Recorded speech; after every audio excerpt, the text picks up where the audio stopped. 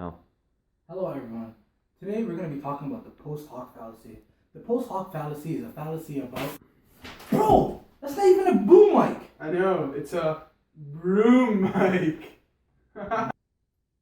Alright guys, let's get back on track here. Today we'll be talking about the post hoc fallacy. The post hoc fallacy is a logical fallacy that states since event B followed event A, event B must have been caused by event A. The fallacy is derived from the Latin phrase post hoc ergo propter hoc, which essentially means after this, therefore because of this. It can also be called the cause and effect fallacy because we assume that an effect was caused by a previous event.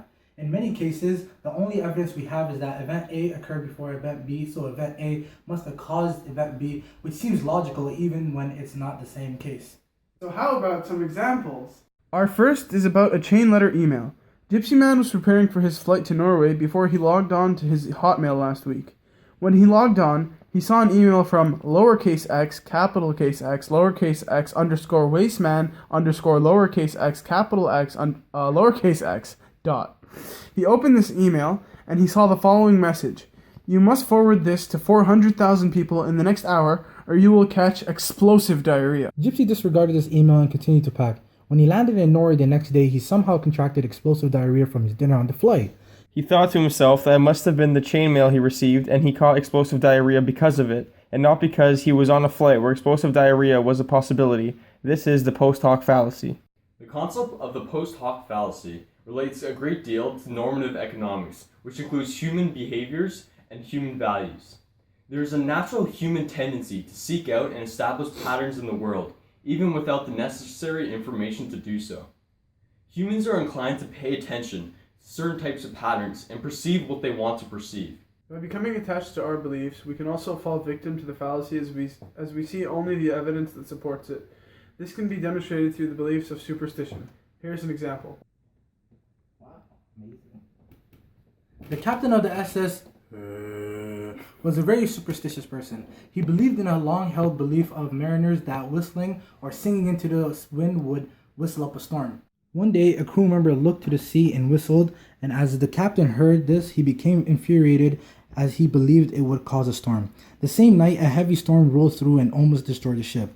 After the storm passed, the captain confronted the crew member, saying that he was the one that brought the storm to come by whistling. Following this confrontation, the crew member wanted to prove a point, so he whistled to the sea once more. That same night, they prepared for a storm, but it didn't come. Why? Because this superstition is untrue and is only supported by the fact that the storm occurred after the whistle, even though there is no correlation between whistling and storms. This fallacy can be more logically expressed in the media, where they often jump to conclusions with scientific studies in order to get higher ratings. Politicians use the fallacy to link themselves with good news and their opponents with bad news as a means to instill fear and gain public support. In addition, businesses use the fallacy to make their products seem vital to happiness. Here's an example of a more subtle post hoc fallacy. Nick was very late for work one morning, so instead of taking the TTC, he decided to borrow his roommate Ayub's car. Later on that weekend, Ayub took the car out and the engine blew.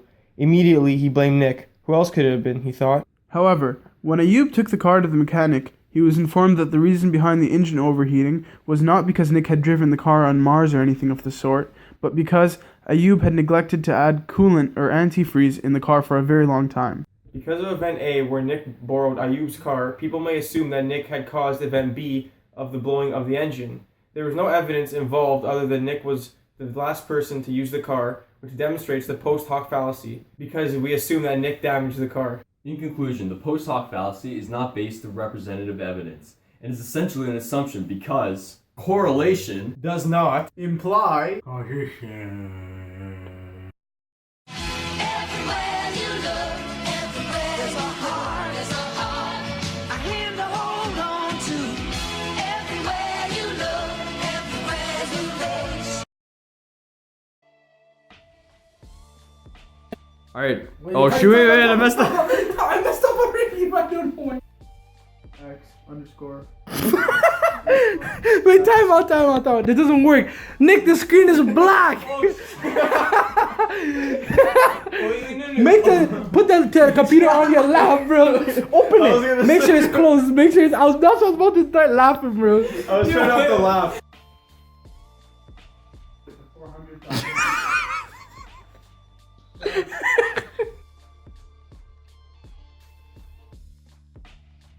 However, when Ayub took the car to the mechanic.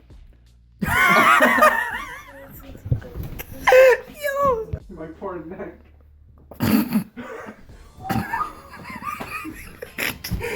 Hold on, let me start laughing. Do it again. Yeah, we gotta do it again. I mean, The captain of the SS was a very suspicious person. I said suspicious, I'm joking. The captain of the SS was a very superstitious yo, you messed up again. Wow. The captain of the SS. Why are you laughing? Guys, we're 6.5 hours later. going. Wow. The captain of the SS was a very suspicious person. He believed that. You said suspicious again. Wow, amazing. The captain of the SS was a very suspicious. I can't